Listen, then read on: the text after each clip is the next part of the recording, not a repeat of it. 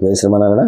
ఆపదాం అపహర్తారం దాతారం సర్వసంపదాం లోభాభిరామం శ్రీరామం భూయో భూయో నమామ్యహం.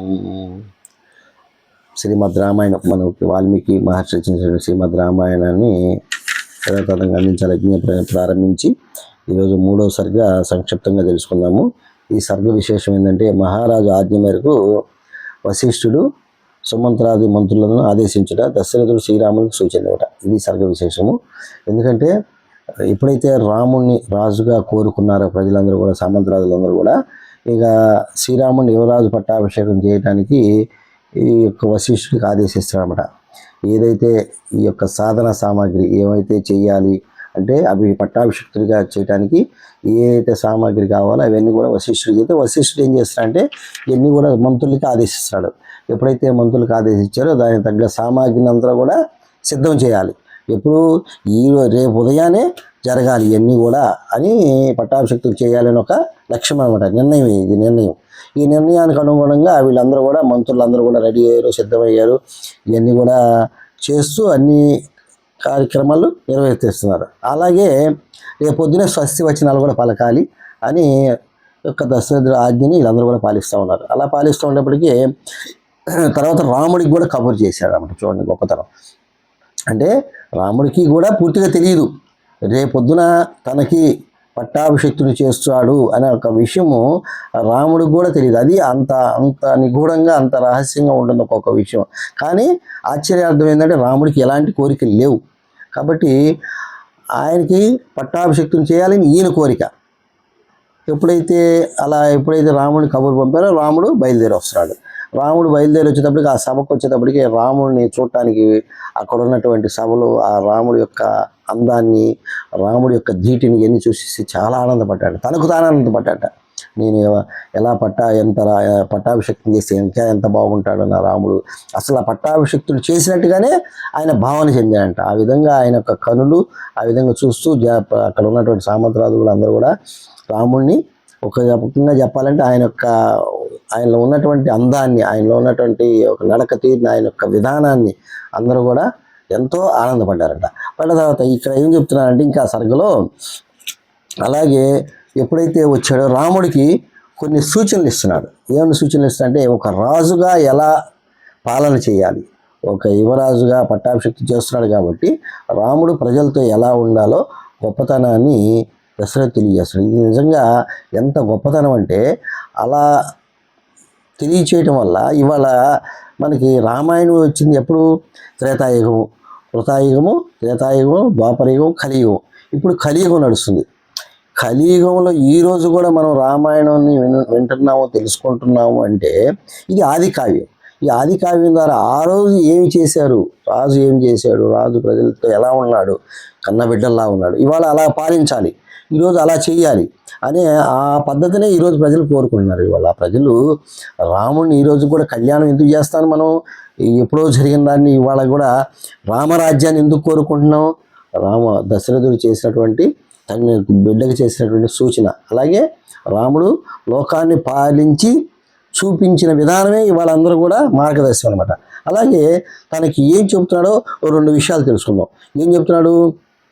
వినయవంతుడు కమ్ము. ఫస్ట్ దశరథుడు శ్రీరాముడు చెప్తాడు వినయవంతుడు అంటే, ఈరోజు మనం చూస్తున్నాం, పెద్దల్ని గౌరవించట్లేదు, ఒక అధికారులను గౌరవించట్లేదు, వెళ్ళిన చోట గౌరవం అనేది పూర్తిగా పోయింది. అంటే సంస్కారం పోయింది.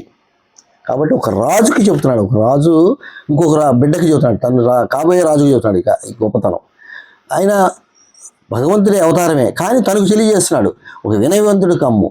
అలాగే ఎల్లప్పుడూ కూడా జితేంద్రుడు, వీటికి కూడా లొంగొద్దు. రాజు అనేవాడు లోపాలకి, వీటికి, కామక్రోధాలకి, ఎన్నిటికి కూడా లొంగకూడదు. అంటే నీతిగా పాలన చేయాలి, ధర్మంగా పాలన చేయాలి. సత్యము, ధర్మము, ఈ రెండు పాదాలలాగా ధర్మం చేయాలి. అలాగే ఇంకేం చేయాలి? కామాల వల్ల కానీ, క్రోధాల వల్ల కానీ, వ్యసనమే మనిషిని నాశనం చేస్తుంది. రాజుల్ని, అధిక గొప్ప స్థితిలో ఉన్న వాళ్ళని నాశనం చేసేది ఏంటంటే వ్యసనాలు. ఈ వ్యసనాల వల్ల మనిషి ఏమవుతాడు? దురాశకు లోనవుతాడు, దానివల్ల భ్రష్టుడు అవుతాడు అన్నమాట. కాబట్టి ఇవన్నీ కూడా రాముడికి తెలియజేసి ఇంకేమంటున్నాడంటే, పరోక్షంగా కూడా నీ రాజ్యాల విశేషాలను, ఇతర రాజ్యాల్లో జరిగే విశేషాలను తెలుసుకోమంటాడు. ఎందుకంటే నీ రాజ్యంలో నీ గురించి ఎవరైనా తిట్టారా, నువ్వు పాలన బాగలేదా, ఎందుకు బాగలేదు, ఎక్కడ బాగలేదు వాళ్ళకి సరిచేసి వాళ్ళని సమర్థవంతం చెయ్యి.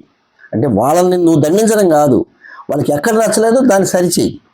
అంటే ఇక్కడ గొప్పతనం, అవతల వాడికి ఏదో బాధ కలిగింది, ఎందుకు కలిగింది అంటే నీకు ఎక్కువ పనులు వేయటం వల్ల, లేకపోతే ఇంకేదన్నా వేయటం వల్ల, లేకపోతే నువ్వు చేసే పాలన నచ్చుకో, ఒక్కడికి కూడా నీ రాజ్యంలో ఒక్కడికి కూడా బాధ కలగకూడదు. చూడండి ఇక్కడ ఎంత విశేషం అంటే, ఒక్కడికి కూడా బాధ కలిగించకుండా నువ్వు పాలన చేయాలి. అది పాలన అంటే ఒక రాజుగా. అలా పాలన చేస్తే, అలా పాలన చేయడం అంటే అర్థమైంది, బిడ్డల్ని ప్రజల్ని తన సొంత బిడ్డల్లాగా పాలించాలి. తండ్రి బిడ్డకి ఇబ్బంది పెట్టడు కదా, ఆ విధంగా పాలన చేయాలి. ఆ విధంగా ఆంక్షలు పెడుతున్నామట రాముడికి. ఇది కాబోయే యువరాజు అయినటువంటి పట్టాభిషిక్తుని చేసేవాడికి ముందుగా చెప్తున్నాడు, ఈ విధంగా చెయ్యి. అలాగే ఇంకేం చెప్తున్నాడు, నీ యొక్క ఆయుధగారము, ధనగారము, ధనధాన్యాలు, ఆయుధగారం అన్నీ కూడా నింపుకోవాలి. అంటే ఆ రోజుల్లోనే ప్రొటెక్షన్, మనం మన దేశాన్ని కాపాడుకోవాలంటే తగిన ఆయుధ సామాగ్రి ఉండాలి అని ఆ రోజునే యొక్క రామాయణ ద్వారా తెలియజేస్తున్నాడు. అలాగే ధనము ఉండాలి, రెండూ ఉండాలి. ఎప్పుడు దేశానికి ఎప్పుడు కూడా ధనము, ఆయుధ సామాగ్రి ఉంది అంటే ఆ దేశం అన్ని దేశాల కన్నా గొప్ప దేశం అవుతుంది. అంటే గొప్ప దేశాన్ని కూడా రామాయణ ద్వారా తెలియజేస్తున్నాడు. ఈ విధంగా ఉండు, ఈ విధంగా చెయ్యి, పాలన చెయ్యి. చేసినప్పుడే అప్పుడు ప్రజలు కూడా నువ్వు కన్నబిడ్డలాగా పాలించినట్లు అవుతావు. అంటే చూడండి ఇక్కడ గూఢచారులు పెట్టి ప్రజల్లో విశేషాలు తెలుసుకో, అవతల రాజ్యంలో విశేషాలు తెలుసుకొని తెలియజేస్తున్నాడు. తెలియజేస్తూ ఇంకా ఎప్పుడైతే ఇవన్నీ జరుగుతుందో, వీళ్ళతో రాముడితో పాటు స్నేహితులు ఉన్నారు, వీళ్ళందరూ కూడా రాముడిని పట్టాభిషేకం చేస్తున్నారని చెప్పిన ఆనందంతో వీళ్ళందరూ కౌశల్య దేవి దగ్గరికి వెళ్ళారు. రాముడి యొక్క తల్లి దగ్గరికి వెళ్ళేసి విషయాన్ని చెప్పారు. చెప్పేటప్పటికి ఆమె కూడా చాలా ఆనందపడి, చాలా ముచ్చటపడి ఆమె దగ్గర ఉన్నటువంటి మణులు, మాణిక్యాలు, రత్నాలు, ఈ యొక్క వెండి ఇవన్నీ కూడా వాళ్ళకి ఇచ్చేసింది, ఆ పిల్లలకి ఇచ్చేసింది అన్నమాట, స్నేహితులకి. ఈ విధంగా తండ్రి రాముడికి తెలియజేసి దశరథుడు ఈ రాముడు ఇవన్నీ తెలుసుకొని తండ్రి మాటకి సమ్మతించి ఇక తన రాజభవనానికి బయలుదేరాడు. ఇది ఈ సర్గ యొక్క విశేషము. ఈ సర్గలో వచ్చేటప్పటికి మనకి వాల్మీకి మహర్షి గారు 49 శ్లోకాలతో ఈ సర్గను పూర్తి చేశారు. ఇత్యార్షే శ్రీమద్ రామాయణే వాల్మీకి ఆది కావ్యే అయోధ్యకాండే తృతీయ సర్గ. జై శ్రీమన్నారాయణ.